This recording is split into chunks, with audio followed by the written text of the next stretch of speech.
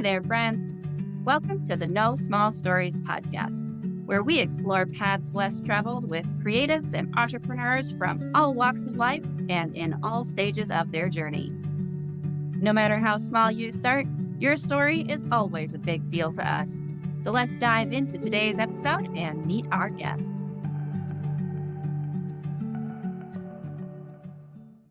Welcome, everyone, to a very special episode of the No Small Stories podcast that I think Jonny and I are also going to toss up on our Day of Fun podcast because it's just so much fun for us to have John Barbour here with us today for the podcast, godfather of reality TV, and he's showing it today by wearing his most fabulous Vegas shirt. I love that so much. I think that's great. Writer, actor, comedian, film critic, an illustrious career in the entertainment industry. You've got Superman on the wall behind you, but I tell you, the Superman is you, John. Hello and welcome. Oh, that is so sweet of you. That is really sweet. And I'm so delighted to be talking to you again. I don't remember talking to John the last time we visited, though. No, the last time that was Brian John from my Global Ghost Hunt and the Parapost Network, my friend Brian John. Well, I just love being with the both of you, and now I'm glad to meet your brother. Absolutely, it's a pleasure. We're excited to have you here. So start us off, because I know that your journey of, I know you call it everything happened accidentally in your life, but I really love that aspect of it. Start us in Canada, where the whole thing starts.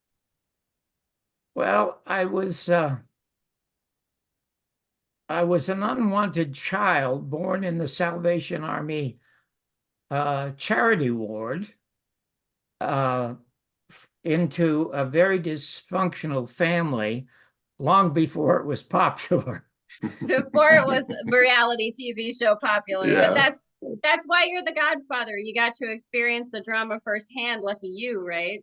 Yeah, and my father and mother fought so bitterly in 1939. My father thought, oh, shit, I'd have better luck fighting the Germans. Yeah. So he joined the Canadian Army and got a gun and went over to fight the Germans. He ended up getting the Order of the British Empire, wrote a note saying he was never coming home, which destroyed my life for a while. And in 1960, I went searching for him, and he ended up being one of the most successful advertising agents and agencies in Scotland. But I'll get to that particular story. I was going to say, isn't that interesting? But go ahead. Well, I'll get to that later because there's so much more to that. So with my father gone, I discovered I had about 12 or 18 uncles I never knew. And they kept showing up at my house to bed with my mother or to beat my mother or booze with my mother. And so this sent me out onto the streets when I was 6 years of age. So between the ages of 6 and 16, it was 17 when I finally came to Canada. I spent most of my time either in a hockey rink, being Canadian, or in a theater where I could see a double feature for a nickel. And of course, I fell in love with America watching Jimmy Stewart movies and Mr. Smith Goes to Washington. Oh, yes. And I was kept alive by listening to stories on the CBC by Lorne Greene, who eventually came to America and starred in Bonanza. And then I ended up half of the time in the jail, justifiably. Justifiably. Well, that's so very... It's nice of you to give those officers that little caveat there. Good job, you got me. Yeah, so there was a reason for it. And then when I would get out of the jail, I'd go across the street to the library. So not having a home to go to, I spent a lot of time in the library, and I became a book junkie. I read Guy de Maupassant, Mark Twain. As a matter of fact, I memorized all the Edgar Rice Tarzan books. And I thought, gee, when I'm 16, I want to go to Africa. Until one day, I went in the theater, there was a documentary about lions in Africa and babies suckling at women's breasts covered with flies. And you were just like, nope, Oh. never mind. I'm out. Oh, I don't want to bump into those flies when I get to those breasts. So I decided Get out of the way. That's too much of a crowd. yeah. So then between the ages of 13 and 14 and 16, I found myself as an addicted gambler. Now that seems odd for somebody who is very, very young, but that's what I did with every nickel that I could beg, borrow, or steal. I begged a lot, I borrowed a lot, and I stole a lot. And I played You with got to find a way. Yeah, there you go. I played with 8 guys, the oldest of whom was about 40, and the others were in like the early 20s. And being an addict, I was always the first one to lose and the last one to leave, which made me realize that I wasn't there to make money. I was really there to make friends. But I didn't want to be friends with people like that. So I thought, oh my God, I better learn what it is I'm doing. So I went back to the library. It's astonishing to me, honest to God. I don't try to memorize anything, ever, ever, ever. But almost everything I read or experience stays in my head. It's just some kind of gift. Anyway, I bought 2 well books. you are a writer yourself, and so you have to be able to contain all that information naturally. But that's an accident, what I will get to, because in a minute, did you read, I wrote, I never give advice, ever, ever, ever. But the other day, because I get so many requests, how did you become a writer? I got tired of answering it, so I put it up as a post. And I would like your permission to read that post. Oh yeah, no, absolutely. Absolutely. In a minute, because it says a lot about me and a lot about writing. So anyway, the 2 books I got were John Scarney on dice and John Scarney on cards, and I memorized them. And so within about 3 months, now this is in the early 50s, I won $700 from these guys. And then I said, you know what? I got enough money to get out of Canada. I want to go, if I'm going to be a professional gambler, I want to go to Las Vegas, Nevada. The Vatican of gambling, okay? The Vatican of gambling. No, it's true. Love it.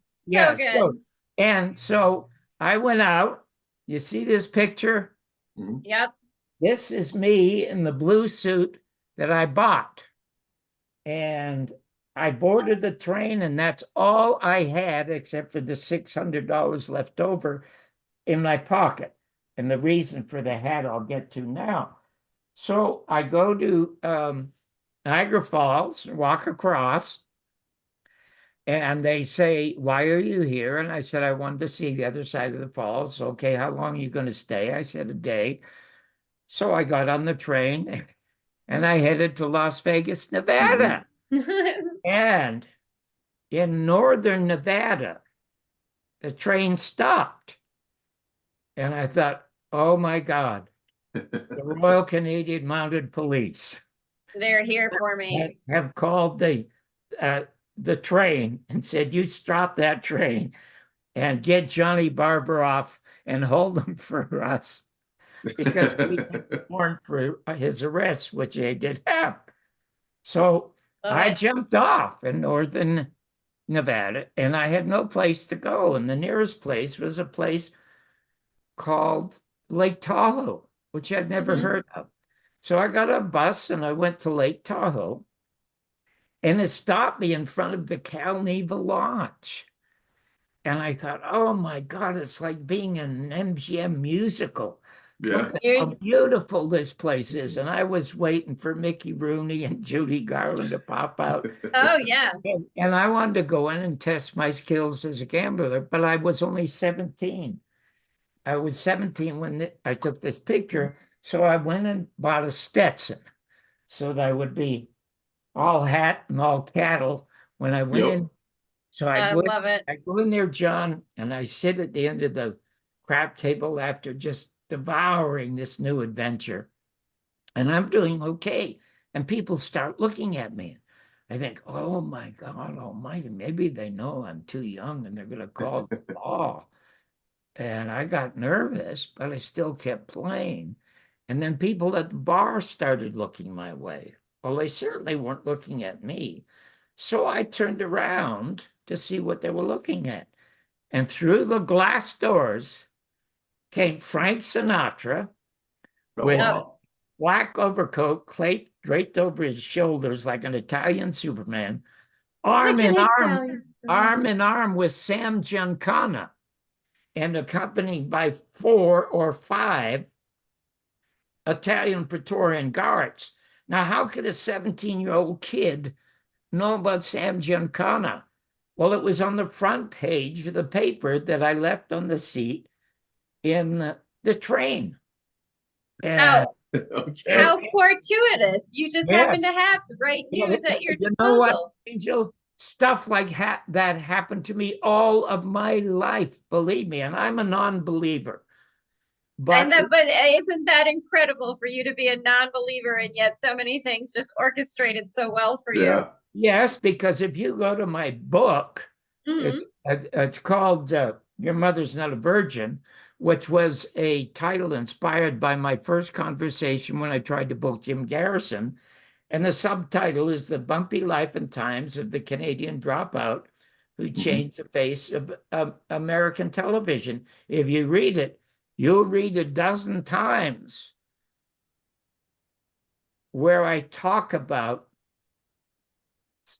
a blessing, Mhm. a divine blessing, because I'm a realist, because it was divine intervention that saved my life. I'm going to tell you how I became a non-believer, if you're interested in that. Oh, absolutely. Sure. Absolutely. But in the event, Sinatra, the whole room stops dead, watching this king of entertainment walk by, of course. And there's Sam Giancana, that only a 17-year-old recognized. And just a week before, I had seen him in the Manor Theater for a nickel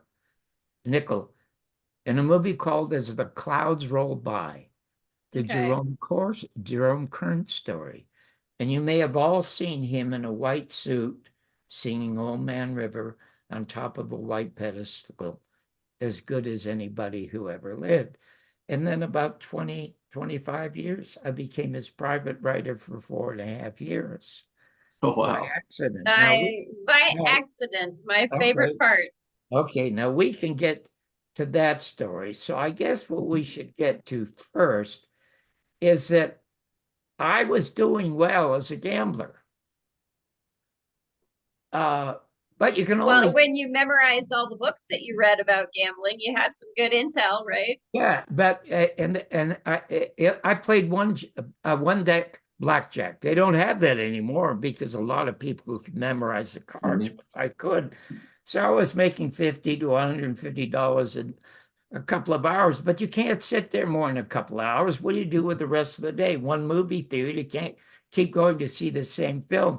So I went to see the acts, Edith Piaf, Noel Coward, all the Yeah. greatest Oh, entertainment in the so world cool. were in Las Vegas at Mhm. that time. And I fell in love with the performers as I loved the movies. And one day I just said to myself, I hate this. What am I doing? It's like an out-of-body experience. I'm getting no joy out of this. So I took my chips and I just cast them in because I thought I want to do something that gives meaning to my life. I was never interested in money. I have made millions and I've spent millions, but I was never interested. It just came by accident and was spent on purpose so I could keep doing my film and my work. And so I got on the train and I went to Los Angeles. And I think I told you on the previous show how the FBI showed up. So I won't go into that story, but I Oh will. no, you certainly can though, because you did try to escape, did you not? Well, yeah. So, but because it was a horrible time, it was the 50s when America was at one of its worst maniacal stages, one that they go through constantly to keep us all disrupted. I mean, it was the McCarthy era.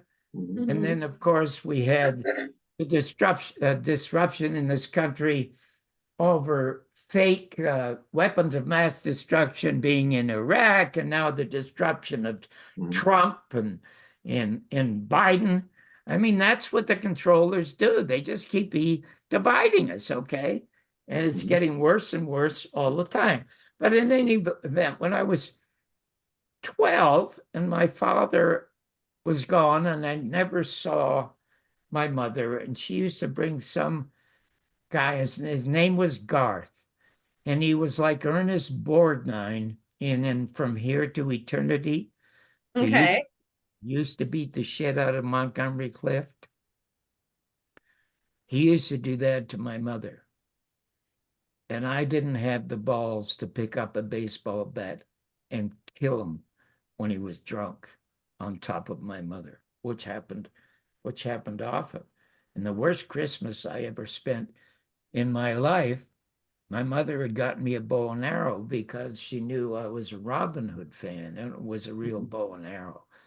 And the story of him being drunk, chasing me around the house as a 12-year, shooting a real bow and arrow to kill me, is one of the frightening stories in. Yeah.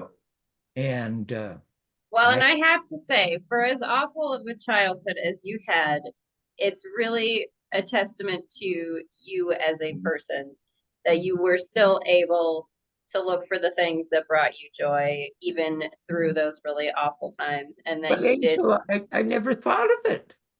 I just thought, Well, if you don't know any different, I suppose you wouldn't. yeah, I mean, I was just so thrilled when, like, after that episode, when I went to the cops and called the cops, and when I left, my mother's face was bleeding and her eyes were black, for God's sake, and he was in his underwear, and the cops showed up. She's all in makeup now, and they're hugging at the door. And the cops are saying to me, "What is wrong? There's nothing wrong with your parents." And I says, "Well, wait till you leave." And they said, "Well, we'll hang around and see what happens." And they lied and they left. So I ran away and I spent a couple of days in a boxcar, two of the happiest days of my life. And it reminded me of Mel Brooks and Carl Reiner's album, The 2,000-Year-Old Man. Carl Reiner says to Mel Brooks, "What was the happiest day in your life?" He says, "Oh, when I was in a boat, a little wee tiny canoe in the middle of the Pacific."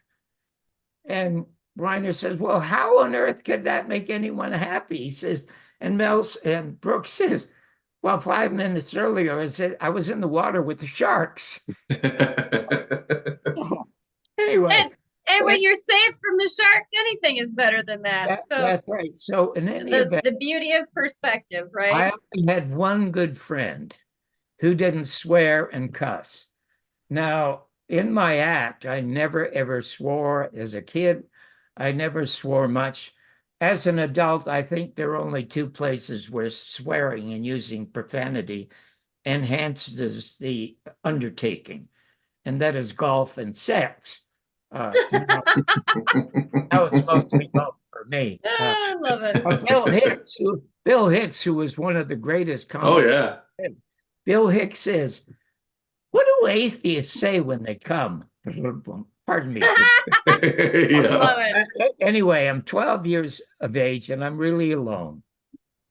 And I had one good friend. His name was Don Lee. And he and his family lived on Scarborough Road, a block away near Kingston Road, near the store that I robbed a couple of times. And so one day, I love it. One day, I didn't want to phone because I was afraid they'd say no.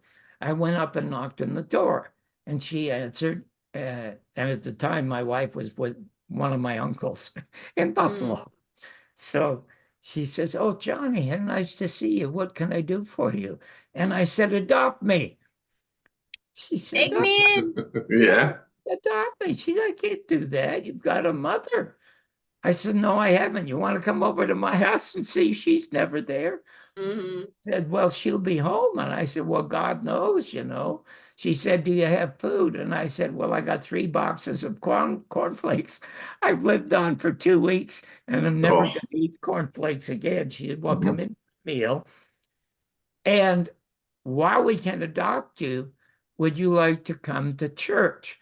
Now, they were very religious, and they moved across from the Baptist church. Mhm. So she handed me a book, and I said, "What's this?" She says, "It's the Bible." She said, "I would like you to go home, and I would like you to read it. You come here next Sunday, and we'll go to church."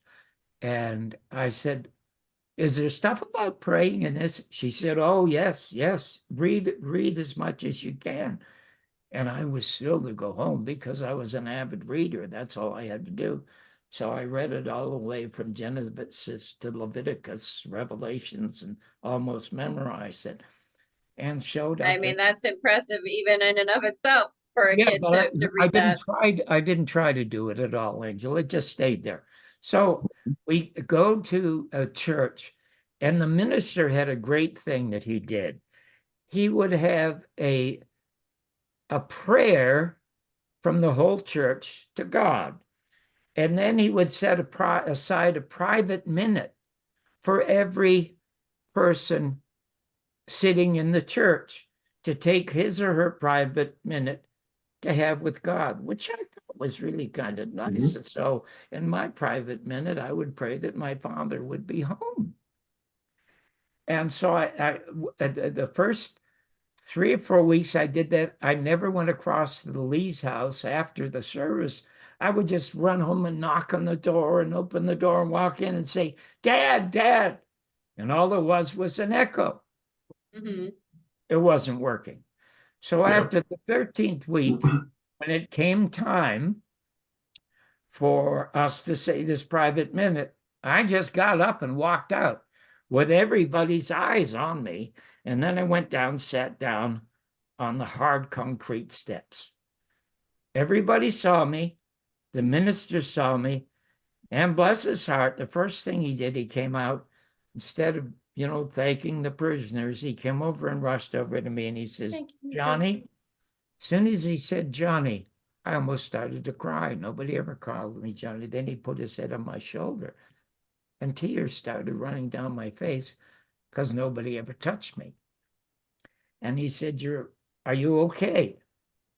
And of course, I didn't know how to be anything but honest. And I said, "I'm not okay and I can't do this." He said, "What do you mean you can't do this?" I said, "This praying stuff." He says, "What do you mean this praying stuff?" I said, "Well, you see me rush out all the time. I go home and I pray that my father's there and he's not there." So he says to me, "Well, you must understand God's will." Mhm. And I said, "Sir, I don't think I'm in it."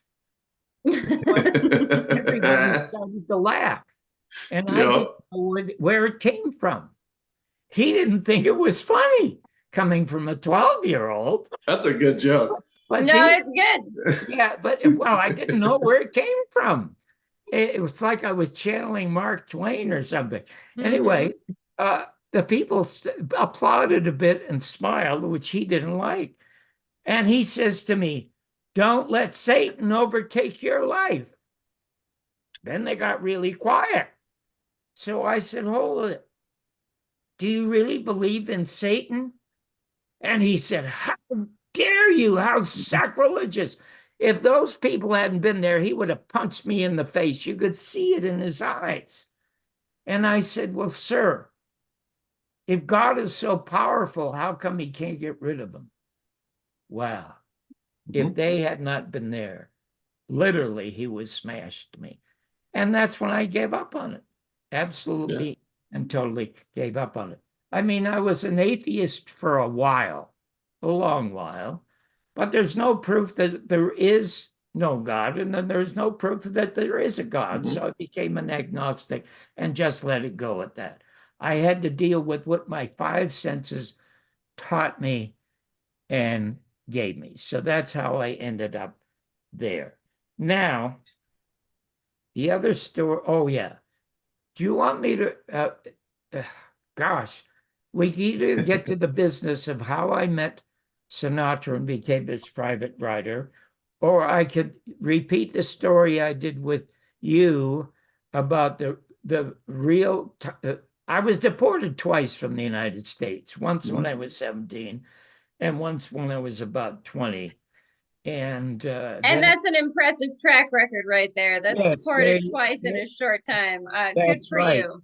And then I got I applaud your troublemaking skills. I really do. Well done. yeah, I got my citizenship papers offered to me in 1947 by Senator John Tunney and Charo. Do you remember Charo, the Gucci girl? Yep. Oh my gosh, that's so funny. That's Yeah, well, amazing. she sang the Yes. national anthem to me when they handed me my papers. And at that time, I was a film critic at NBC for 5 years, where I never Yep. had won a contract, and 3 years in a row won Emmys. As a matter of fact, I'll show you something quickly. Oh, because there are a couple of funny stories in here you might want to know. This is called The Greatest Reviews I Ever Read. That one I've read. That one you did send me, and I've gotten through that one, and I do. And I'm still trying to get through your Mother's Not a Virgin book, because it's thick, but it's great, and that's why I say you need a whole mini series of your life is what you need. You need a television. You just like, there's so much information in there. There's so much content. Yeah. There's so many great stories, and I do just, again, the humor that you're able to approach a lot of these things with. I know you say it's an accident, right? Or that you're channeling, but it's so effortless what you do, right? That you just allow that to come out. And I really do enjoy it. I think that's really fantastic. Okay, so do you mind? Go ahead, tell us. Yeah. Hang on a second. This is about right. I put on my glasses so I can be like the other John in this show. The Johns are sporting the eyewear for the Day of Fun and the No Small Stories podcast crossover time. I dig it. I sat too close to the TV when I was younger. Because I should actually memorize this, because so many people have asked about it. Okay. Oh my God. Tons of. Go ahead, Angel. What are you going to say? Well, I was going to say, you know what? Those glasses go so well with that shirt. I can't imagine why you think you shouldn't be wearing them. Like, that's just a whole look that goes together really well. You should be at a fashion show. I tell you what, between that ring and those bracelets you got going with that shirt and the glasses, all you need is a hat and you are set to go. Oh, okay. Hang on a second there. Oh, here's something you might get a kick out of. It's, as you'd heard me say often, I absolutely never give advice. But right now, I'm going to tell you something that will stun you. No matter how bad you feel, how depressed you might feel, or how hopeless you might feel, which is easy to do in a world today, if you just stop for a moment and then purposely raise the right and left side of your lips into what would form a smile, it actually not only becomes a smile, but it surprisingly soaks down into your soul. And that's very true. I mean, just try that. Okay. Oh, I love that. That's so. Okay. And then.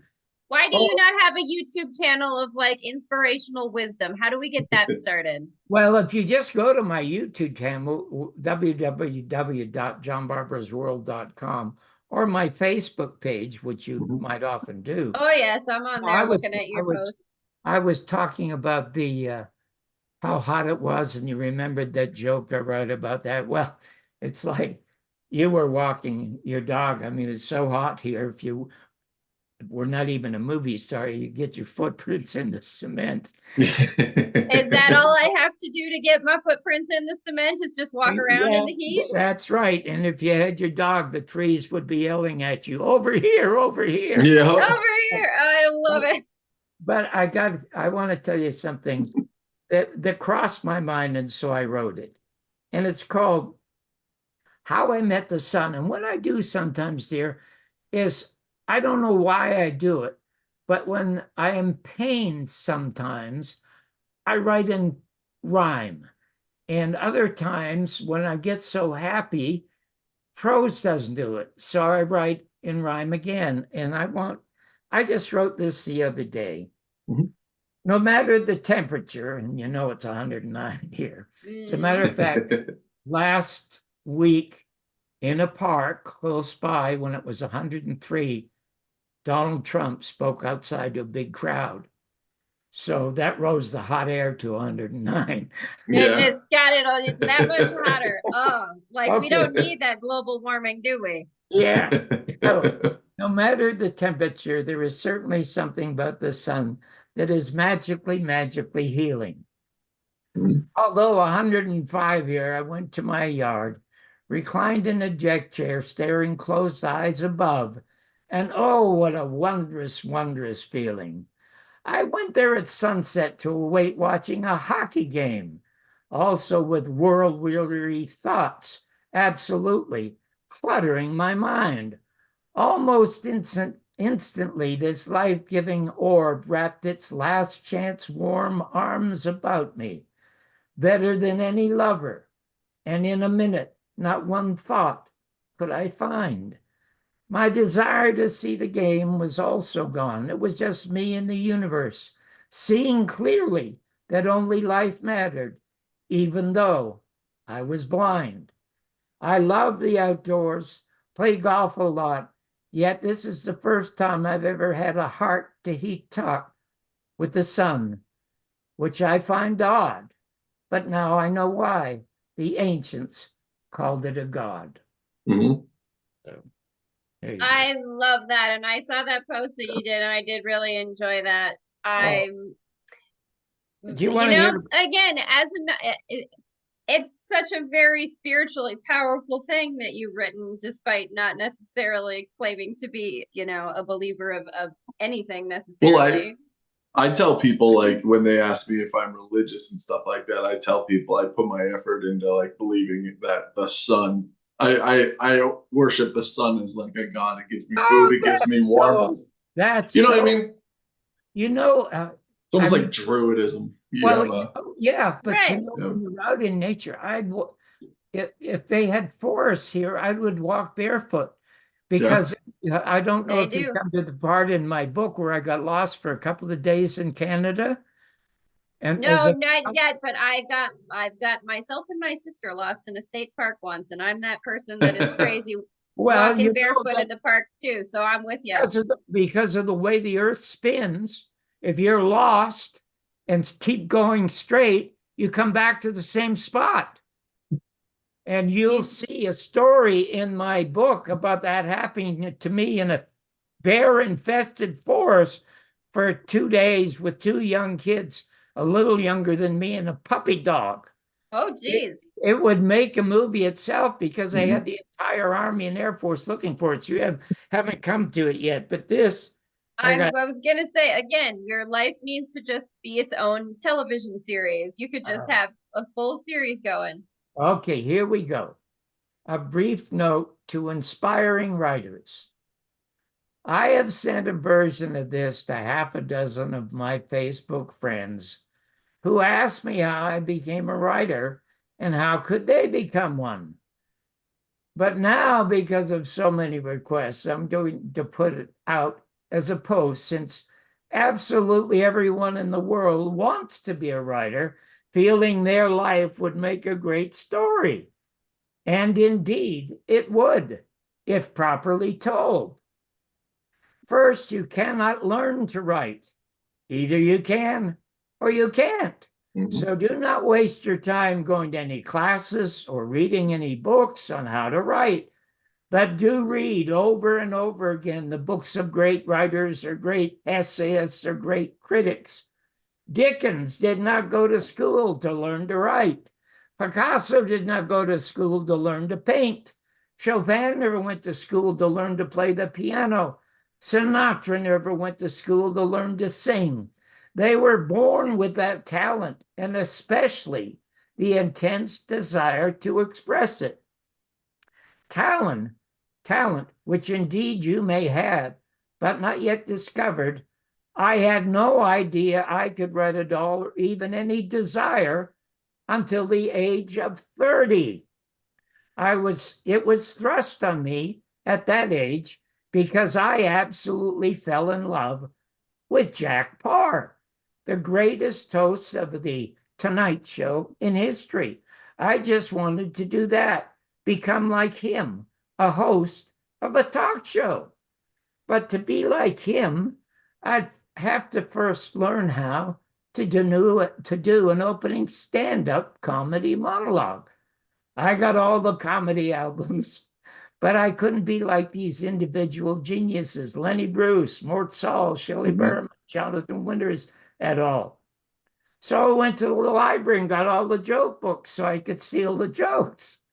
Most of them were dreadful. The few good ones everyone knows. And I thought, I can do better than that, not knowing if I could.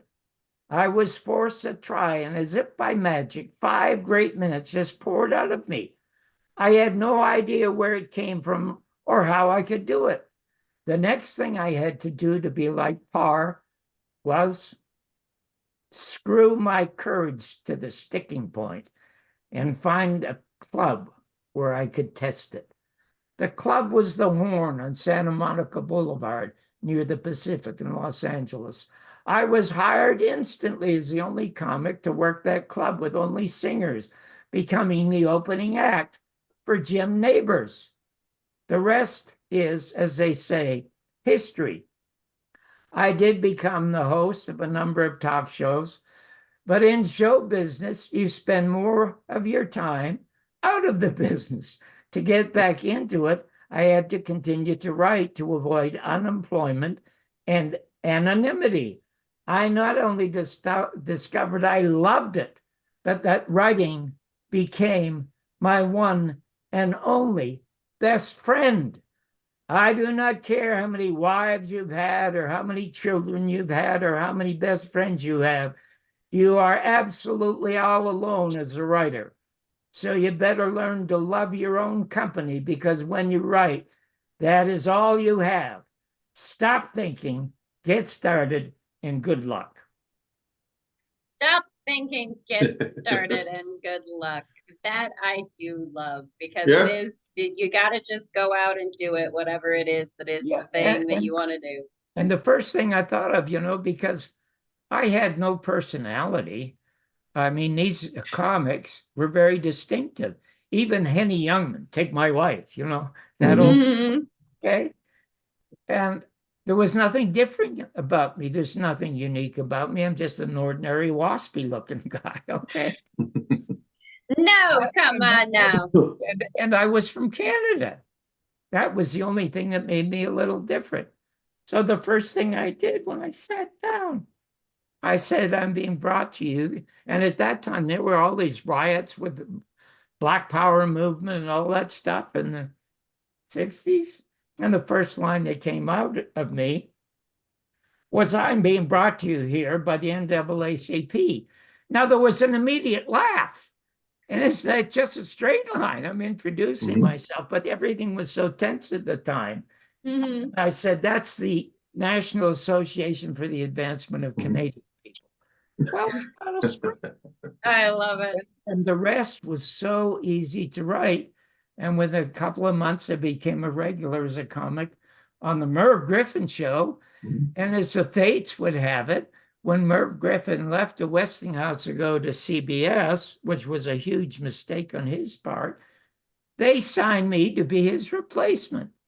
And I would indeed be the next Jack Paar. So when I substitute hosted for him, I did better than Merv, because Merv just sang a song. And I did a stand-up like Jack Paar or Johnny Carson. People absolutely loved that. But the owner, Dan McGowan, the owner of Westinghouse, was an Anglophile. And he loved David Frost. I don't know if that name rings a bell to you, some kind of English performer, talk show host in England. And when McGowan would go to England, Frost was so well connected, he could take him to 10 Downing Street and Buckingham Palace. So, of course, McGowan, being an Anglophile, didn't want Johnny Barbour, who couldn't take him anywhere but to Las Vegas, you know. So Just can't take you anywhere, John. yeah, so they signed him. But there was a guy named Young, who was the general manager of the Metro Media station, Channel 11 in Los Angeles, who thought that this guy, Englishman, would die because you can't have an Englishman hosting a very important talk show in the United States to talk about important subjects. And nobody could do it better than Johnny Barbour. Mhm. So anyway, he called me, and that's where I got my first entertainment show as a talk show host. And I will tell you two stories. One was about Red Fox. Mm-hmm. My wife, Sarita, was a band singer for Earl Father Hines. Have you ever heard of Earl Hines? Mm-mm. Yeah. I would say, yeah. He was the godfather of jazz piano. He was Okay. in the Louis Armstrong sextet for 6 years, but he didn't Okay. like the boozing and the drinking and womanizing. So he went to San Francisco, formed a band. My wife was the band singer. My God, Okay. a lady can still sing like Ella Fitzgerald. So she introduced me to Dick Gregory and especially Red Fox. She said, if you want to be a comic, you Mhm. have to meet Mr. Fox. She called him Mr. Fox. And I said, well, he does all those filthy albums. She said, well, I don't know what those albums are because I don't understand filth, which was true. But he is so pleasant and charming. And when he talks to me and others without being filthy, he is just ad-lib funny. He was like Jackie Mason. Oh, the two best ad-libbers I ever met in my life. As a matter of fact, in my first pilot to do Real People on ABC, Jackie Mason was going to be my consumer advocate, and my co-host was going to be Richard Pryor. Oh, no, wait, that's cool. Well, because when I mention a name, I'll cut a bunch of stories, and if you want to get back to why it wasn't Richard Pryor, I'll get to that. So yeah, I want to hear all the stories. So Yeah, don't we'll think listen there's to all of them. don't think there's any story you have to tell that I don't want to hear, because I want to hear all of them. Okay, so get me back to what I was talking about. We're talking about your wife singing for Red Fox. and Red Fox, meeting Red Fox. Yep. So I had my first guest on my show. I'll tell you about. Have you ever heard of a guy named Harlan Ellison? The name sounds familiar, but you'll have to. Have you heard of the science fiction writer Ray Bradbury? Yes. Or Nabokov? Oh no, Ray Bradbury, no, but I was gonna say. Okay, Nabokov, Ray Bradbury, and Harlan Ellison. Okay. These are the science fiction writers in America. But Harlan Ellison was more than that. He wrote Star Trek episodes. He wrote Twilight Zone episodes. Yep. And there we go. That's the Twilight Zone is where he had a witty nastiness that I loved, because when he was in college, he told his writing professor that he wanted to be a professional writer. His professor said, Harlan, you better find another occupation because you'll never make it. From the time Harlan sold goes to show. Yeah, from the time Harlan wrote his first crime story for these little crime magazines for $50, he sent the story in the stub of the check to that professor. And until the day he died, and when he was getting $500,000 for his script, he would copy the check and send a nasty note to the same professor. He sent thousands of them. That's so good. Okay, now his vindictiveness and nastiness was aimed at me at one time. Ooh. Which I will get to in a second. But Red Fox came on the show. And if you go to my site, www.johnbarbersworld.com, you will see him on there 2 or 3 times. In one of the episodes, he talks longingly and lovingly about his closest friendship with Malcolm X, how they used to steal together, how they used to sleep on roofs together. I mean, it's just magnificent stuff. And he ad-libbed one of the funniest lines I ever heard in my life, or anybody ever heard, which you couldn't say on television today, but I'm going to tell you what it was because it's true. Go ahead. He used to talk about the Black Power movement and white power and all that kind of stuff. So he walks out on stage, and you know these short pants that Scotch used to play golf in with the socks rolled on. Yeah, yeah. You know what they're called? They're No. called knickers. Yep. Right. Okay. So I introduced Red, first time on television. He walks out, struts down in front of the audience. He's going to start talking. And he's got a cigarette in his mouth. And they just laugh, staring at him. He said, I know what you're laughing at. And then he points to his pants. And he says, you know why I got him? He said, I was down south.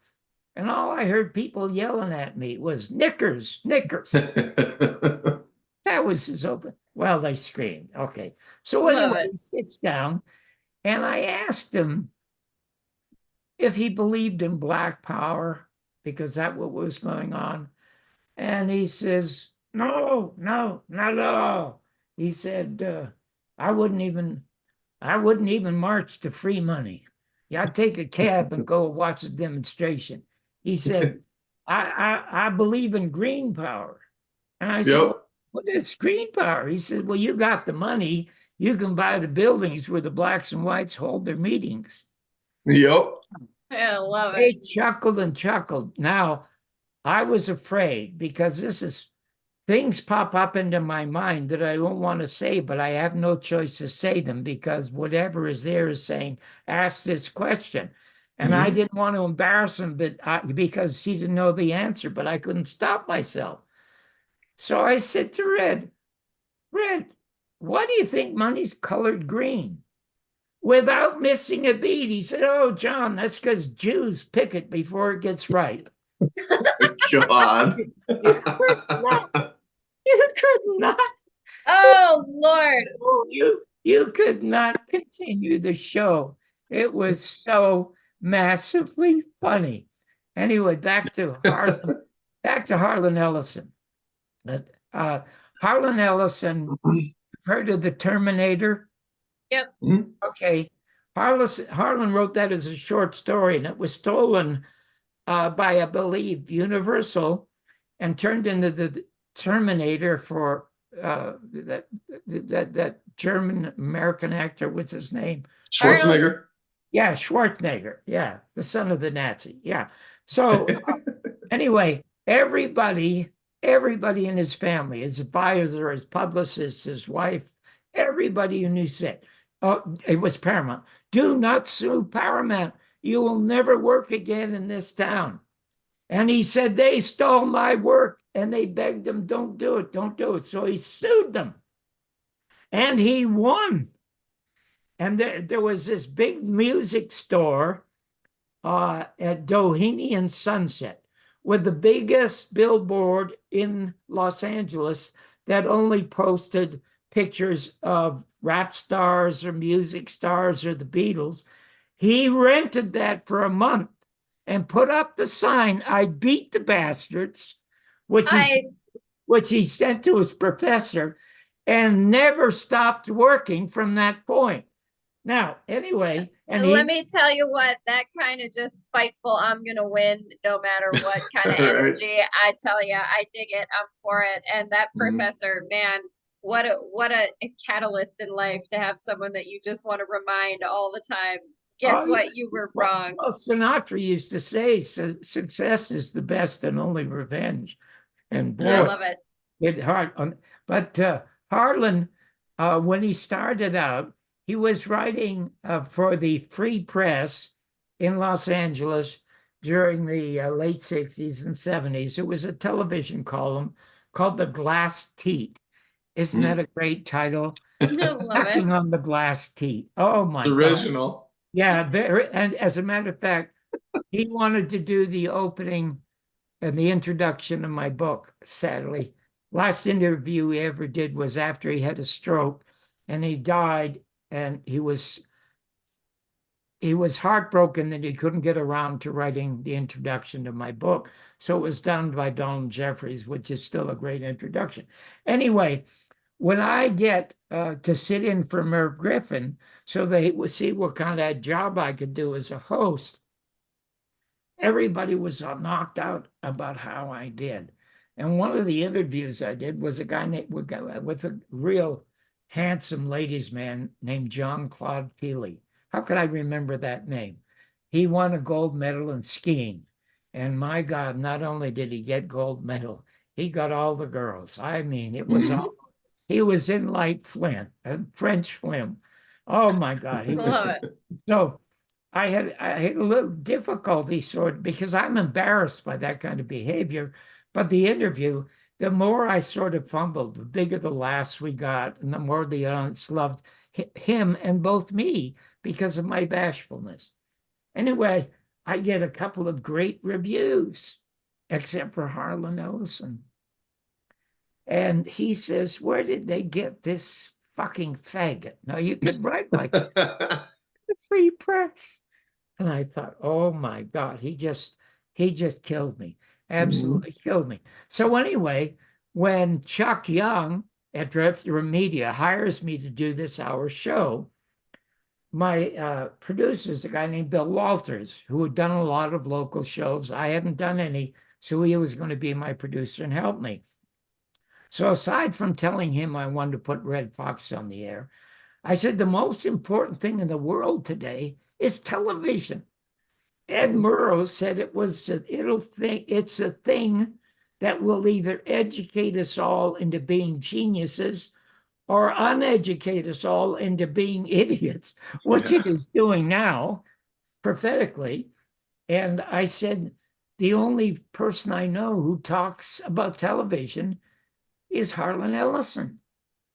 And he says, you're not going to book him on the show. He called you a faggot. I said, yeah, but he writes funny. Yeah, but he's funny. I love it.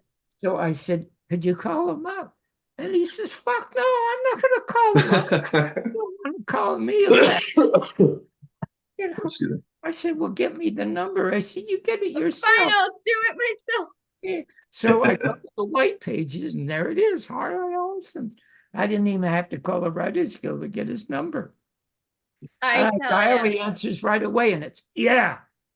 And I said, is this Harlan? He says, yeah. And then he says, who's this? And I said, John Barbour. And he said, oh, shit. And I said, well, you already called me that in your column. And he asked me what on earth I would want, because he's not going to change his mind. I said, I don't want you to change your mind, but the question I have to ask you, can you talk as well as you can write? He said, do you think I'm a fucking idiot? How well I write? I talk well, and I write my talking, okay? I walk the talk, I type, okay? So he goes on about how good he is and what he does. I said, so he asked me why, and I said, well, I just got this show at Channel 11, and I want somebody to be on every week. They'll get $97 to talk about television. And you're the only one I know in town who can talk literally about television, and we can plug your column, The Glass Teeth, in the paper. And he said, are you fucking with me? And I said, no, I don't lie. I said, listen, I am a fan of talent. I love it. The things, let me tell you something, Harlan. There are 5 things I'm attracted to: intelligence, a sense of humor, talent, character, and courage. And I said, I don't know how much courage you have or how much character you have, but you have all the talent in the world, okay? And I want it to be on display in my show. He said, Mr. Barbour, first time he says that, I am so impressed by what you just said. I'd be more than happy to do your show. So he comes on, the very first show, John Barbour show. You can see some of them on my site, www.johnbarbersworld.com. Yep. And he was absolutely magnificent. And people loved him. And it was a really highly rated show, more highly rated than the other. They had a Tonight Show with Donald Connors and Never Worked and a couple of others. Mine was an instant success. How great, because you were willing to just see past what he said about you and see the talent that he had and bring him on. And that wouldn't have happened if you couldn't have set that aside. The only other person like that, Angel, was Jack Barr. The only other person who could do what I did with Jack Barr, he had such confidence in just being himself. He loved himself. Okay, so it's not that I love myself, but I am more at home in front of a camera and a typewriter than I am any place else in the world. I am more myself. And that's the honest to God truth. Even more and so. It's because you belong there and you're meant to be writing, and that's why it feels so comfortable. I love it. I'm with you on that. Anyway, after the show and after the ratings come out, I get a call from Chuck Young, the general manager. Have you ever heard of a guy named Joe Pine? Joe Pine. Joe Pine. Ever heard of a guy named Joe Pine? P-I-N-E? I've heard the name. I was gonna say, I don't know if I do. Joe Pine was the first angry man in television. You mean, if you think all these guys you hear on all these shows now are angry about something, and I don't even know their names because I don't watch them anymore. The very first one in television was Joe Pine. And Joe Pine started on radio. And that's it. One day he called up Chuck Young and he says, "Hey, Chuck, you see my ratings on radio?" And Chuck said, "Yeah." And he said, "Well, why can't you put me on television, for God's sake?" And Chuck said, "Yeah. When can you show up?" And he showed up, and one of his very favorite, used to have a squawk box where people could get up, the public, and complain. Nowhere in American history did that exist before Joe Pine or the Angry Man. And if he didn't like somebody, his favorite line was, "Why don't you go home and gargle on razor blades?" That was so. As a matter of fact, when my comedy album came out, It's Tough to Be White, he was only the second person who would book me on his show. But I don't want to get into that now. And Dick Gregory did the liner notes. But anyway, back to Harlan Ellison. So I get a call from Chuck Young. And Chuck Young says, "You'll never guess who just left my office." And I said, "Who?" And he said, "Harlan Ellison." I says, "Chuck, that's fantastic." He says, "Why are you saying it's fantastic?" Because he was brilliant. He deserves his own hour show. And he says, Chuck starts to chuckle and laugh. He says, "Hey, he doesn't want his own show." And I said, "He has to want his own show." He says, "No, you fucking idiot. He wants your show. He thinks you're a faggot." And every show I got thereafter, the first person I booked was Harlan Ellison. That's so good. And the second thing, the person I called was Frank Zappa, because Frank Zappa couldn't believe that I would take this brilliant abuse from Harlan Ellison just to give him a platform. And Frank could not get a platform. And he said, "Can I ever come on and be a guest on your show?" So he became a regular on the half a dozen shows that I got. And if you go to www.johnbarbersworld.com, it's called The Barbour Report. It was late night on ABC, and it was sponsored by Bristol Myers. And I did so well in 2 weeks, I did better. Who was the guy on CBS? I forget him now, but you can't recognize him behind his bloody beard. Who was the guy hosted? Letterman? Not Letterman, Leno. Yeah, no, David Letterman on CBS. David Letterman. Okay. Yeah, Letterman. Recognize him behind his Moses beard, for God's sake. Yeah. Anyway, my ratings were better than his. And the head of Bristol Myers programming called ABC and said, we would like to put Johnny Barbour on for an hour every night from Van Nuys, almost live from Van Nuys. It won't cost you a nickel because we'll pay for it. And they said, John Barbour will never get on this network. They said, why? And they said, he's just too controversial. And that's because I kept booking wherever I went. I tried to tell Jim Garrison's story. I lost my morning show, the best morning show in history, better than Dave Garroway, who started them at all, because I tried to tell Jim Garrison's story. That's when I first met Jim.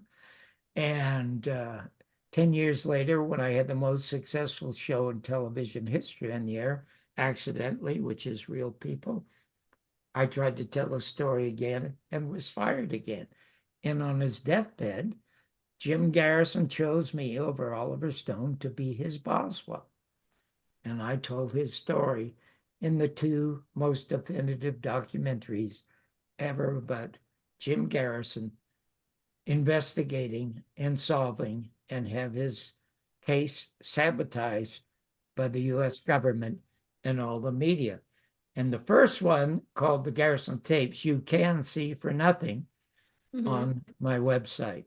If you go to my website, www.johnbarbersworld.com, you will find stuff that you cannot believe. Nobody in the world, and I mean in the world, has such a diverse, interesting, entertaining YouTube channel as I do. I mean, everything you could ever want is there, be it serious or funny or whatever. It's just, I am stunned it's not more popular, but it probably isn't. It isn't. Well, don't worry. We're here to help you with that. We're gonna we're here to help, man. We'll put your stuff out there and bring all the peeps in, because it is, let me tell you again, so much fun content and so much interesting, because you do span a lot. I'm for the entertainment industry, obviously, like Hollywood and all of the various characters that you have known throughout your life, but then also with the JFK assassination documentaries that you have done. So you do have a wide range of, I mean, you've hit all the genres in this human amusement park ride as you've been going along, haven't you? You've got the gambling, you've got the comedy, you've got the political stuff, right? Like, you just hit all of the different key points, and bravo to you again, because it's been so effortless for you. Well, you know, it has. You know, I never got down, which is amazing.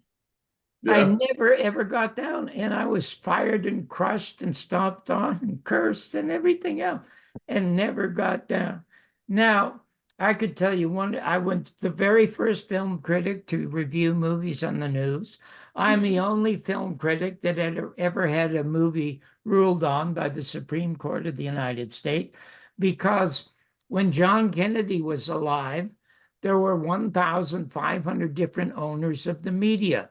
The worst president in the history of America, Bill Clinton, in the 90s signed the Communications Act, which put all the media in the hands of 5 or 6 corporations. And they got rid of what they called the Fairness Doctrine.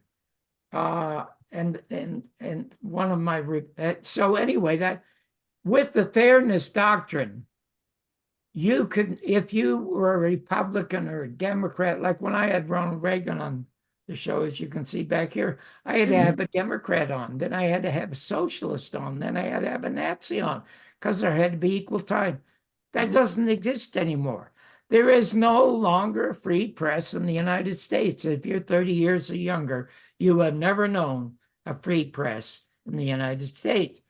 And the reason that some of these wonderful podcasters like yourself and a few others are on the air is because they don't reach a large audience. Do you think they would hire you to be on network television? Come hire me. Go ahead and come hire me to be on network television. I want to watch all of that burn down because I'm in there making trouble. Let me do it. Yes, Absolutely. exactly. And believe me, if you had a show on MSNBC or Fox, like more people be watching you two than watching any other show in the world. Yeah. Oh, I Because would love it. it's always the same goddamn thing on Mhm. MSNBC. It's pro Biden or it's Fox, it's pro Trump. It's Yep. nothing else. Mhm. It's You know nothing what? else. I want to start a nice little 24-hour news network of my own where we get to tell all the news of alternate timelines. Oh, you know Yeah. what? So, like, I want to know about the timeline where Bill Hicks was president instead of Bill Clinton. What would that have looked like? Oh my God, Bill Hicks, what a genius! But he couldn't get Yeah. work in this country. He became a rock star in England. Mhm. And if you want to watch one of the funniest politically and by far the filthiest comic in the world, I mean, I don't want to, is a thing called, it's Bill Hicks in Montreal. Okay. It's an hour long, and the last 10 minutes, I can't use the English translation to cunnilingus. You can't use that English translation. Is your tongue a little too tied Yeah, to use that yeah. English translation? Or fellatio. But Yep. he does it, and I must tell you, you will wet your pants, and there is not one joke. He is Mhm. just making honest to God observations about human sexuality that will literally make you scream and Yep. I listen. Nothing would make me happier than to pee my pants laughing. I tell Yeah. you. So Well, there's it's Bill Hicks in Yep. Montreal. I It's an hour. There is a title to it, but I can't remember the title. But if you Google, you will just, I mean, God, Mhm. comics do not have sex appeal.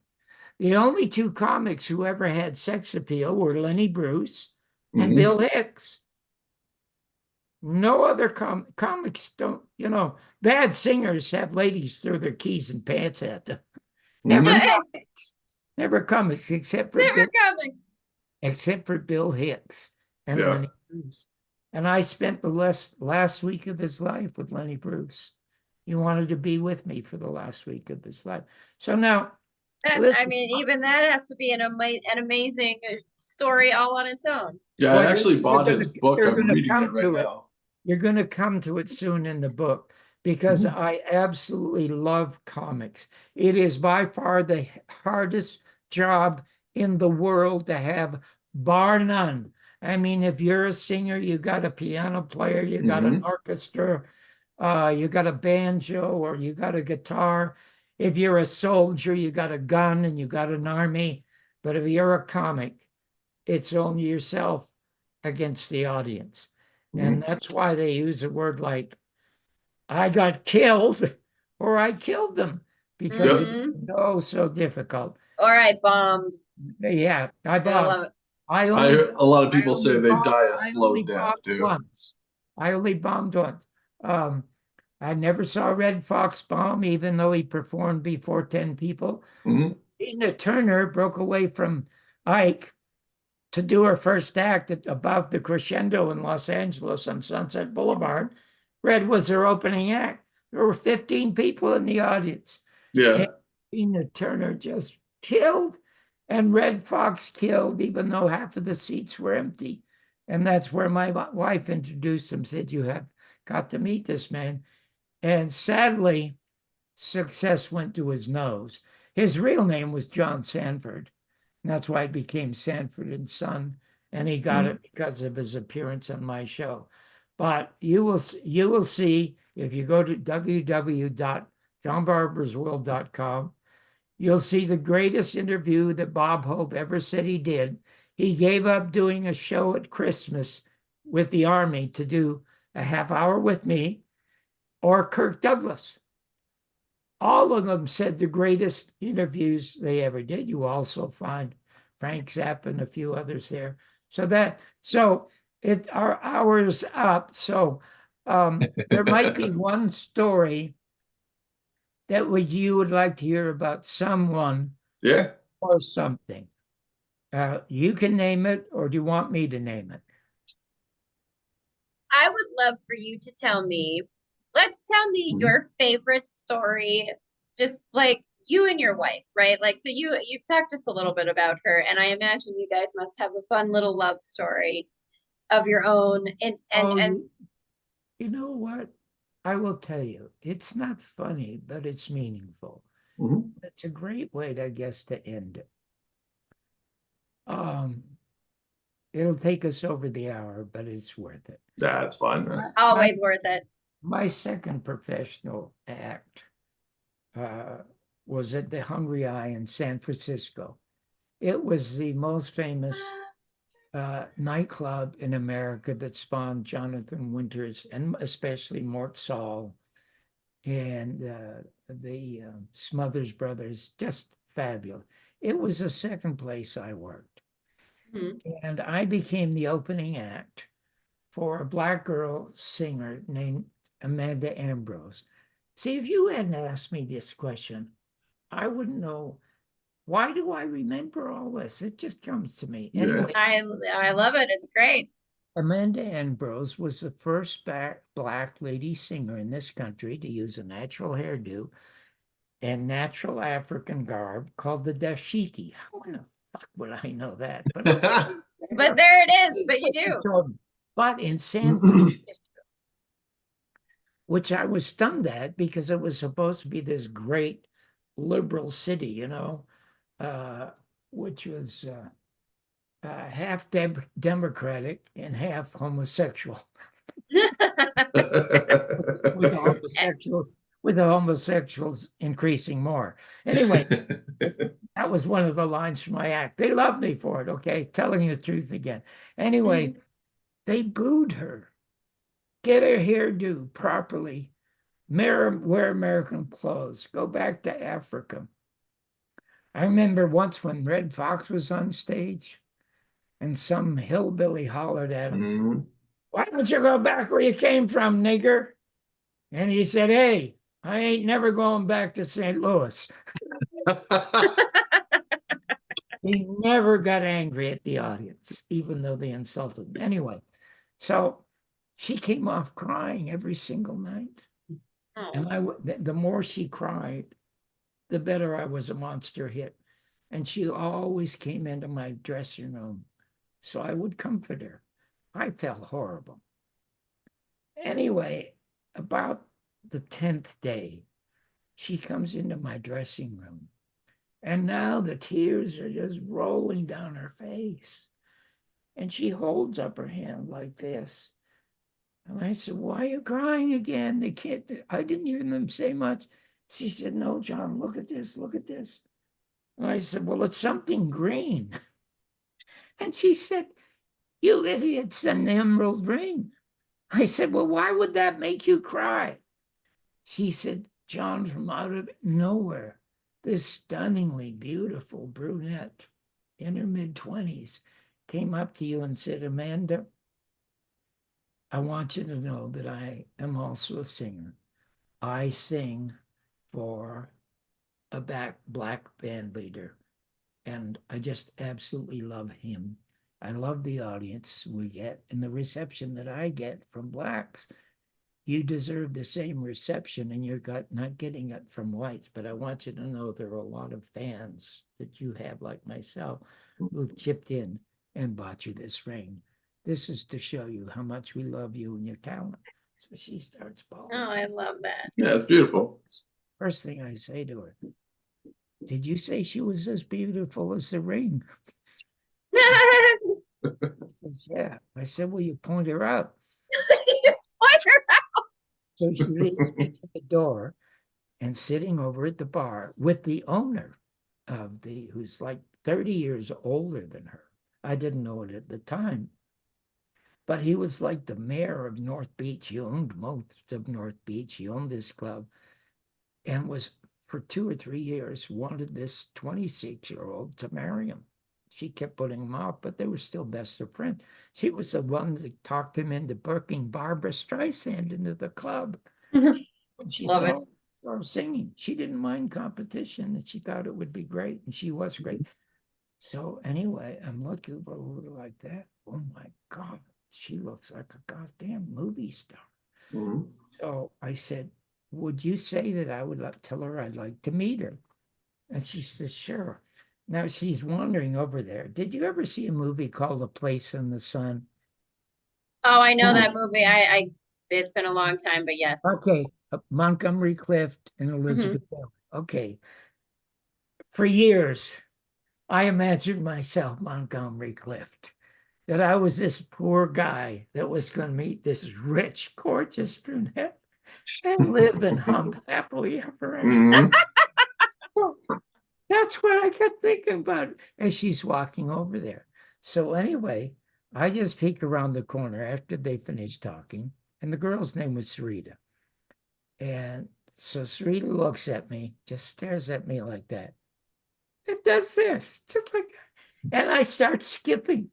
And the floor had these black and white squares, like it was a chessboard. So I hopped like I was on a chessboard. I was really cute. And she smiled.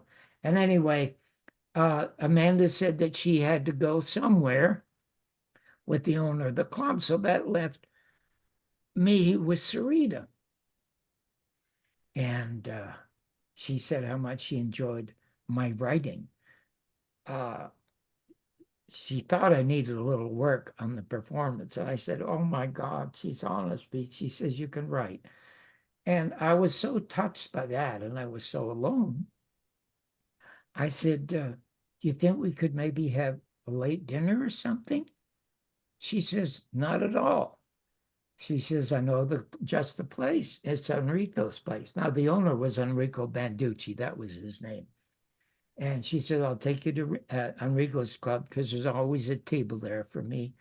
I don't like to brag, but there's always a table there. So we start to walk, and she puts her hand under my arm. I must tell you, oh my God, it was so thrilling just to be touched. I was never touched as a kid. Do you know the reason why when newborns are born, animals, cats and dogs and elephants or whatever, do you know why the parent licks the child, the offspring? It's not to clean them, it's to touch them. Mhm. Because if they Mhm. aren't touched, they die. And something Mhm. inside of me had died because I was never touched. Here I am in my 30s, for God's sake, and she touches me, and oh my God, Jesus. So anyway, we go in there, and there is a table, and we sit down. And I want to sit opposite her. She said, well, why don't you want to sit next to me? Which was a compliment. I said, because I want to look at that movie star face. She said, stop that. I'm not a movie star. And I'm a dancer, and you're a comic, and that's it. But she was just gorgeous to look at. Had the greatest speaking voice of any actress or woman I ever met. And that is to this day. She had the same voice from the time she was 12. It's a woman's voice. Who was the co-star in the Gary Cooper movie about the builder? The builder. Oh, You I'm know not sure. I'd have to go look that up. Yeah, I'd have to look it up. Yeah, okay. It'll come to me. So Okay. in any event, while they're sitting there, this guy comes over in a nice blue suit, and he's Asian American. And he said, oh, Mr. Barbour, I've been there every night, every off night to watch your act. He said, I come to see every comic, and your material is the best I've ever heard. There are others I may have laughed louder at, but your material, I can quote it. I can't quote a lot of comics. And a lot of them swear, Mhm. And he said, that's what I want to be. I said, well, what do you do now? He says, I'm an IBM key punch operator. And I was just wondering if after your gig is done at the Hungry Eye, would you come to the club that I'm at on the weekend before you go home and watch it? And I said, no, I have to get home right away because I got another gig. As a matter of fact, very, very shortly. So I said, well, listen, he said, oh God, I'm heartbroken. I said, listen, I know funny is funny. So do me a favor. Sit down next to my wife or stand there and give me the first few minutes of your act. He said, no, it's uncomfortable. And she said, please do what Mr. Barbour says, because I know he knows what he's talking about just from how he writes and how he feels comfortable on stage. So please do it. So he said, well, it's not going to work because you're not going to laugh. And so I said, okay, start. He says, this Jew and this priest get on a bus. And I said, hold it, shut the fuck up. Just like that. That's your opening line? He said, yes. He said, well, you haven't got to the funny part. I said, there can't be a funny part. He said, but there is. I said, listen, are you a Jew or a Catholic? He says, no. I said, what are you when you look in the mirror? He said, I'm Japanese. Well, where are the fucking Japanese jokes? He said, I said, listen, your mother and father come from Japan, right? He said, yeah. And I said, okay, you speak spotless English. Now you're American. There must be a conflict between you and your parents at times. He says, there is all the time. I said, talk about it. He said, no, it's embarrassing. Okay. And I said, oh, it doesn't have to be embarrassing. It could be simple. You could tell the audience there's some little differences in our culture. In Japan, there is no December 7th. Well, people heard me talking about this, and he started to laugh, and they started to laugh. And I said, you could say I went to see this movie with Jane Hayward, because I thought it was about a kamikaze pilot who wanted to live on the way down. It's called I Want to Live. It was the most favorite movie out at the time. So I started rolling off his act. He said, oh my God, thank you so much. So I said, that's what it is that I want you to do. And I never saw him again until he became a star in television in the Karate Kid movies. It was Pat Morita. How crazy. How do you like that? And now, as far as my wife is concerned, the bill comes for the dinner. And I left my wallet in the hotel room. So I said, oh my God almighty. I said, I forgot my wallet. Can you stay here while I run home and get my wallet? She starts to laugh. She says, no, I'll go home and get it with you. And she never left. Oh. Left, okay. So, and then Banducci hears about this and starts screaming that he'll never hire me again. That son of a bitch, he's stolen my future wife. I mean, and he was a big Italian who could have had me done in instantly. And she said, you're going to rehire him because he's going to be more talented the next time. So I was so successful, they booked me in. And they booked me in for the end of November, just after the murder of John Kennedy, which is a really interesting story in the book. Now, okay, so now she decides to run away with me. And she runs away with me in a $35,000 mink coat. And we end up living in a motel on Ventura Boulevard, where for a week, our diet is potatoes. Because I had no money. I had nothing. She thought it was a terrific adventure. I love it. So anyway, we lived together for 3 years. And her mother hates me. You're not funny. How can you be running away with this goddamn no talent who hasn't got a nickel to his name? And because every millionaire in the city, one guy bought her car, one guy bought her a house. She turned it all down. And I said to her, 3 years, we're just living together. I said, oh, there's nothing keeping you here. Why did you run away with me? And when she asked to come with me, I said, why are you coming with me or wanting to come with me? She says, "You're the only man who won't put me on your arm like a Rolex. You're the only man I know who needs me." And I Oh. thought, and you know, the first thing I thought when I looked at this was not what she had, but how beautiful she was. And if I became a star, what a showpiece you would be as a wife. Mhm. And it's all honestly in the book. I don't talk about love at all. But I do say to her, "You can't come with me if you're Catholic or if you want children."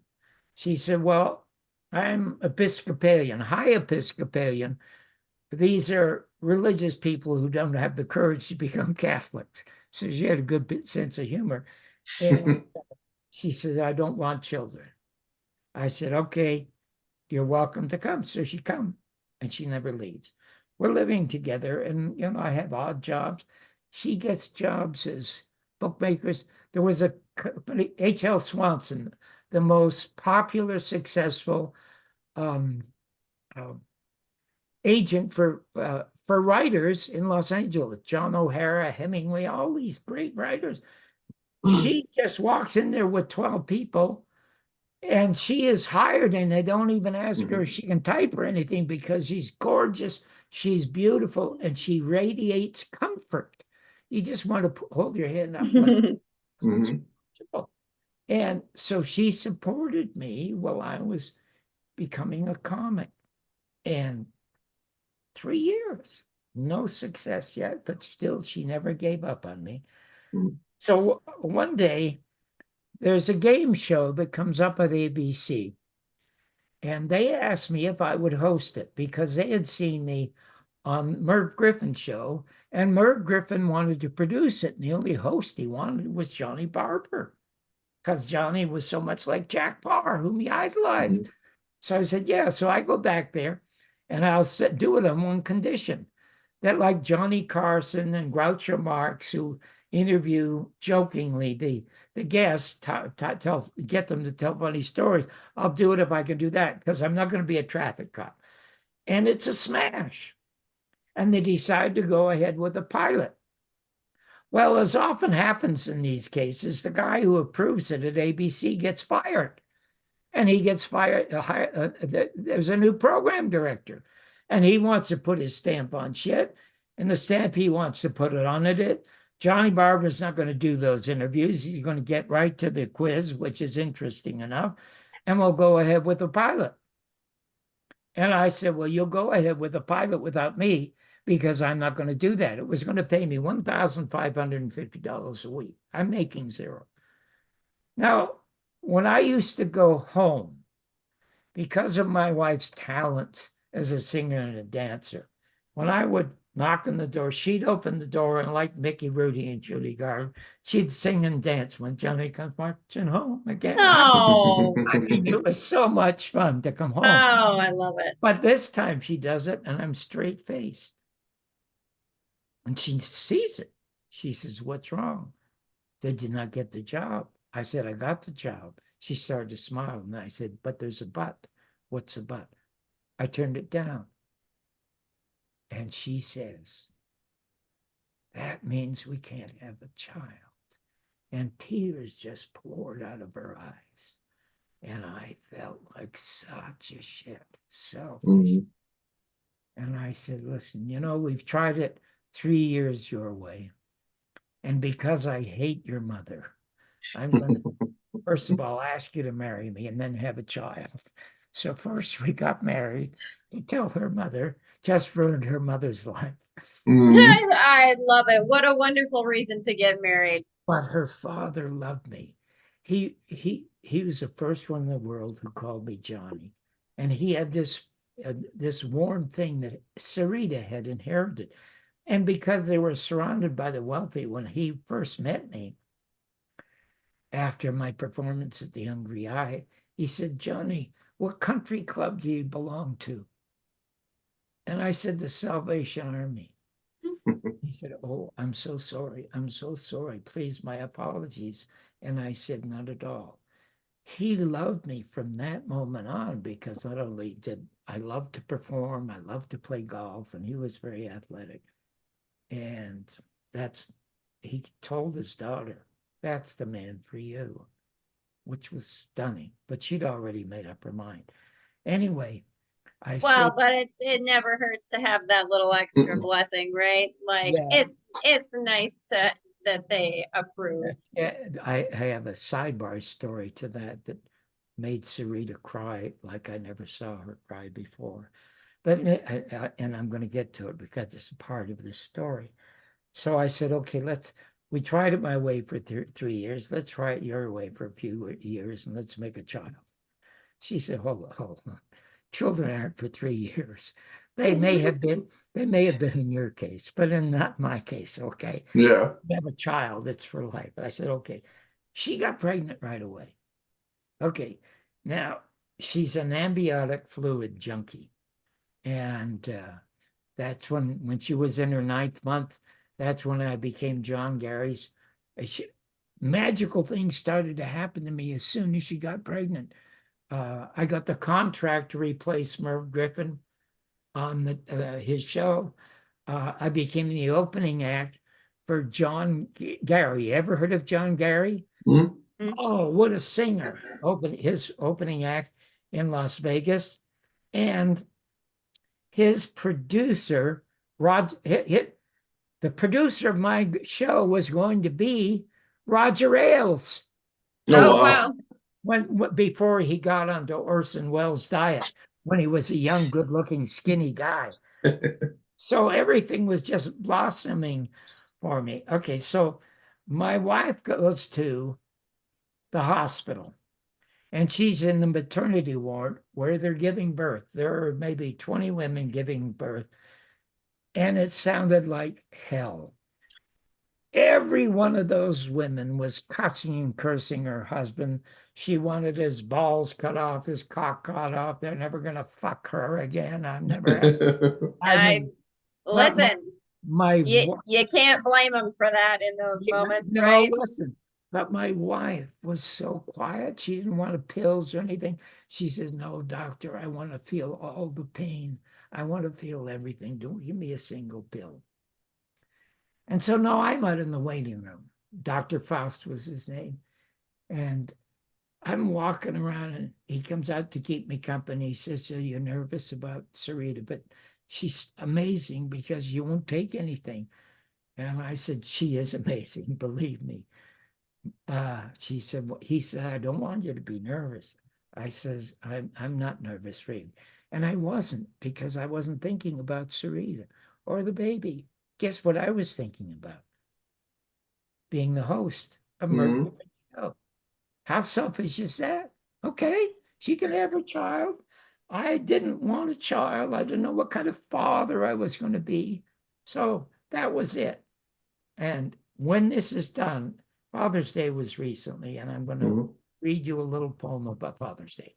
So, in any event, Sarita gives birth, and Dr. Faust comes out and he says, Mr. Barbour, Sarita told me to tell you she just gave birth to an 8-pound, 9-ounce host.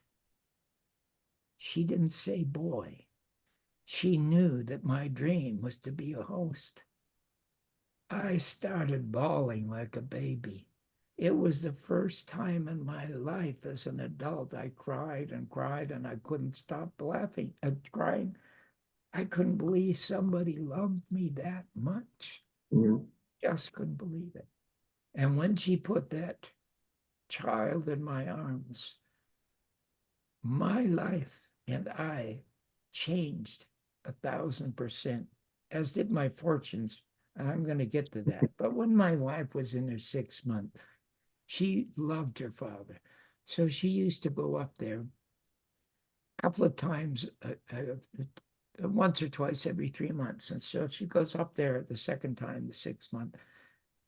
And he says to her, you get back to Jonny. You be with Jonny. You stay with Jonny. She said, no, there's something wrong. She's hugging her father. There's something wrong. I've got to stay with you for a while. He said, you're not staying with me. You get home with your husband. Right now, you get home with your Jonny. He's the only one that called me Jonny. So she came back home and she was bawling, bawling, bawling, screaming, bawling. And it went on for a week. And I thought, is the pregnancy affecting you that much? No, no, no, no. And she wouldn't tell me. She wouldn't tell me. I said, for God's sake, do you need to see the doctor that's not a doctor, but a psychiatrist? She said, I don't know. I don't believe in them because they're the highest suicide rate. I can't, I don't know. I said, God damn it, you do know. And tell me. She said, my father's going to die. Oh, I said, oh, shit. Everybody's going to die. How do you know it? She said, I felt it. I can touch things, honey. I never said this to you before, but I often can touch a pencil or a sweater or a ring of something to somebody else, and I get feelings. And that, she said, is why I'm such a loner. I'm afraid if I'm going to get bad feelings when I'm outside, and that's all I seem to get is bad feelings, and my father is going to die. 2 days later, he died of a heart attack. He had a misdiagnosed clot in his leg and died of the heart attack. Oh, God. So That's and I want to get to, I think I have the poem here. It's the Father's poem. You don't mind? oh, Yeah, go absolutely. ahead. No, I really enjoyed actually. I saw that post that you had and I really Mhm. enjoyed it. You started by asking me my wife's story. Okay. Mm-hmm. Unbelievable. Nobody like her. There's nobody like her. I listen, you guys, you need to come back and I need to have you both on the podcast because I Yeah. need to hear from her too, because that's some amazing stuff she should be talking about if she's got that kind of. She will sit down for a second, but when you see her face, she's 88, she looks 45. She's got Indian blood in her, so there's no hair or anything, Mhm. And she has, as I said, the greatest speaking voice you will ever hear. Oh, and speaking of that, about 2 months ago, she came to me with a little 45 cassette. And she said, because I was starting to do another show about assassinations. And she said, before you start to do it, you may want to listen to this. I said, well, this is 40 years old. It's not going to work. She said, well, let's see. So I put it in a little old recorder and play it. And it's Jim Garrison on his deathbed calling me the day before I'm going to New Orleans to start filming. And I have the quality of it enhanced by a friend of mine who was just magically cured of colon cancer. And we put it up on YouTube. You can't listen to that 19 minutes without crying your eyes out at how magnificent that voice is. And that man is on his deathbed. Anyway, I want to get to this thing. Okay. Back with the glasses, Clark Kent. I Yeah, like for it. sure. Back with the Clark Kent. Okay, here we go. Here, find this now. It's John Barbour, and it's Father's Day. What's on your mind? Vegas Sunday. Donald Sutherland. I do love the fun that you post on Facebook too. I appreciate that you're out there putting fun out into the world in all the ways that you can. Okay, Yeah. so here it goes. Father's Day to me. To me, having just one day a year set aside to celebrate Father's Day is rather a sin. Because at 36, when I first held my unwanted tiny warm son in my arms, only then did my life truly begin. As an unwanted child myself, with brawling, drunken, non-present parents, I did not know what kind of father I'd be. I wanted only a shaky career. My wife, Sarita, wanted a child. I did that for her with magical changes in fortunes and me. Now I had to and wanted to live for only him and his mother. Getting me out of my mind on them every day was a total joy. Every day became Father's Day, and unexpected success came my way, so I could give more to my wife and Christopher, my boy. The more I gave to them, the more the gods gave to me. Of course, we're individuals, but as a family, we are one. January 29th, 1969 was the day I became that reluctant father at 36. Now at 91, it seems that joy has just begun. Well, it's very nice. love that. I love that so much. You know, We've done an hour and a half, you know that? Oh, yeah. we have, but it's been so great and it's gone by Yeah. so quickly. I just started, but I can't do this again. But you know what? Let me tell you something. Mhm. I've been interviewed by a lot of people. Mhm. But you strike me. I'm not talking about John. I'm talking Mhm. about Well, thank as- you. I appreciate as- you. as the most sincere, the most interested, and the most interesting.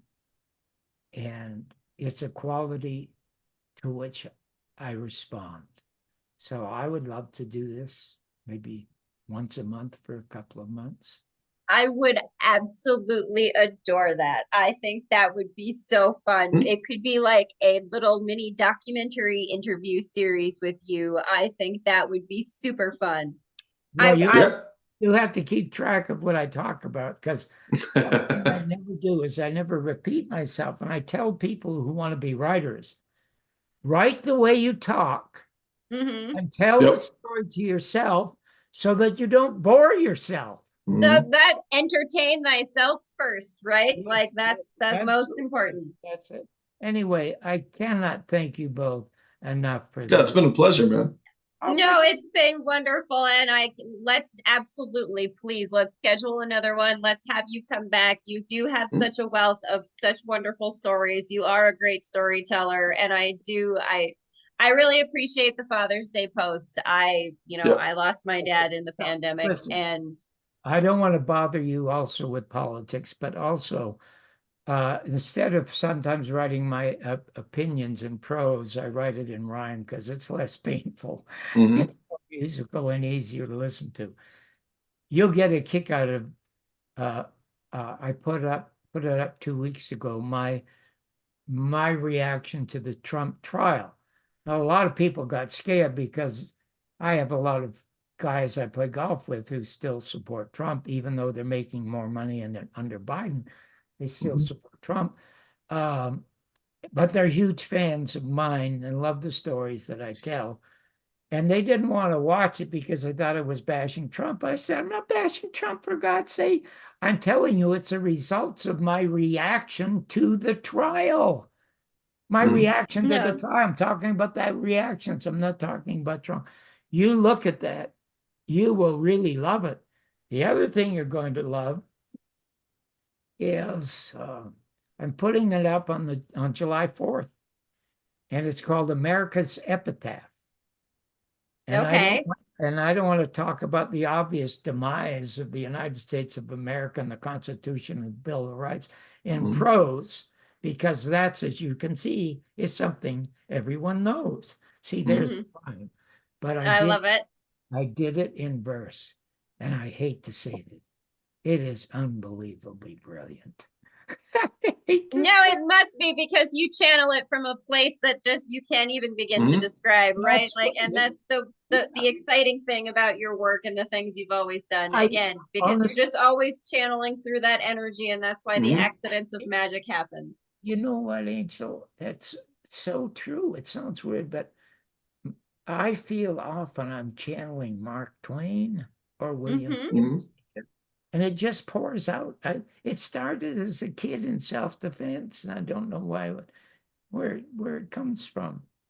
Um, I could tell you the last funny line about that, but I won't. You want me to tell you one last funny line? Well, just give Go us for it. one last funny line. Come on. Absolutely. So the teacher's name was Hetherington, and I was a kid, and you probably know this, that in the 40s and 50s, there were no fat people in Canada or America. Only Yeah. Mm-hmm. fat person I ever saw was Sidney Greenstreet in the movies.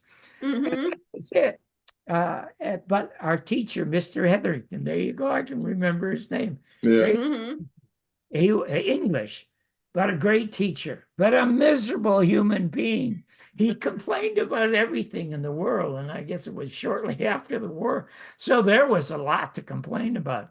And he had this special big desk made, and he had this big chair made in which he would sit before he would teach class after he would spend 5 minutes complaining about his life.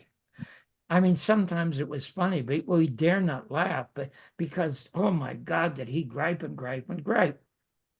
And then one day he sits down and he pats his leg like that. He said, God, oh my God, my leg is swollen. I said, how can you tell? And so he leaped down, grabbed me. No, it was his feet. He said it was his feet. I said, you can't see them. How can you tell? Yeah. Wow. He screamed, but boy, the most agile fat man I ever saw come down. And they used to transport us by our ears to the principal's office and beat the shit out of us. Rat strapped till it bled. And never, anyway, so that's it for now. Oh my God. I was going to say, what a, you had the angry man stand-up comedian for a teacher, and you went and got him so upset with your jokes that he had to haul you off to the principal's office. They had to haul me out. Anyway, again, thank you so much. Yeah, it's been awesome. John Barbour for joining us. I would love for you to come back and tell us more stories, because again, you've just got such a wealth of wonderful stories to tell, and you do have such a magnificent storytelling capacity, and it comes so naturally because you do just channel that from the all that is in such an effortless way. I just feel like the two of us are sitting in the front room just having a chat. That's the best part of it for me. I love it. And it's just, thank you so much for joining us, because it's always such a pleasure. It really is. Okay, love. I just hope you put up there a picture of the 2 books and my website. Yep. Yes, we will absolutely share your website in the links, and definitely the books. And like I said, I'm working through the second one myself. That's a thick book, but it's a good one, and I can't wait to have you back for more. Okay, and then the first one about the movie reviews. Yes. The writer Carol Haleigh asked me what was the toughest review I ever had to do, and I said Deep Throat. She said, that pornographic thing? Yeah. I said, my boss asked me to do it. I said, I can't review an X-rated movie. He said, listen, if it's good enough for Jackie Onassis, just talk about it. It's good enough for our audience. When you get to reading my adventures about how I had to review that review, and maybe when I come back, I was going to say, that's a heck of a teaser for the next one. Yeah. I will have my wife at my side, because I wouldn't go to see Deep Throat without her at my side. So that's what we're going to do. Now, my wife will join me, but she won't stay. No, bring her in for that story. I love it. That sounds fantastic. Remind me, that's how we're going to start. Don't worry. I will absolutely remind you. I'm on top of it. We're going to book it. I'm going to be like, don't forget, Sarita's got to be there up top, because we need to start with the Deep Throat story. You two have a wonderful rest of the day. You too, man. It was a pleasure meeting you. Thank you. It's been so great. Thank you for joining us. John Barbour, what a wonderful human being. I can't wait to have you back. Yep. Thank you, dear. Thank you. Hi again, friends. Thanks again for joining us for this episode of the No Small Stories podcast. Do check out the links below in the description so you can find more information on this episode's guest. And if you'd like to support more episodes of the No Small Stories podcast, you can become a patron. Find us on patreon.com/No Small Stories. Do also follow us on Instagram at No Small Stories podcast. And don't forget to like, share, subscribe, comment, leave a review. Do all those wonderful things that you awesome listeners can do. Until next time, friends, remember, no matter how small you start, your story is always a big deal to us. Special thanks to the Parapost Network for the support of their community. Check out all the great podcasts on the Parapost Network on Facebook.